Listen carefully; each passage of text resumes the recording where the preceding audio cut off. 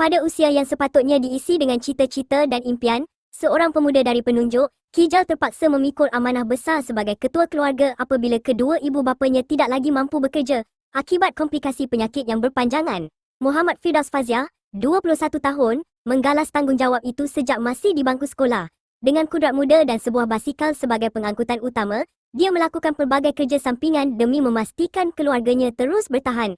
Sebagai anak sulung daripada 3 beradik, Firdaus tidak pernah memilih pekerjaan.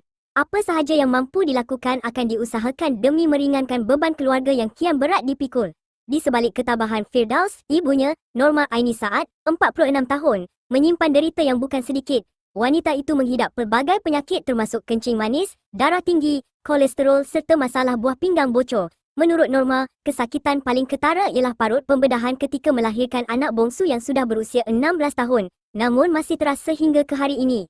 Nasib keluarga itu bertambah sukar apabila suaminya, Tuah Zainal Abidin, 59 tahun, turut menghidap penyakit kronik termasuk kencing manis dan masalah buah pinggang sejak hampir 10 tahun lalu.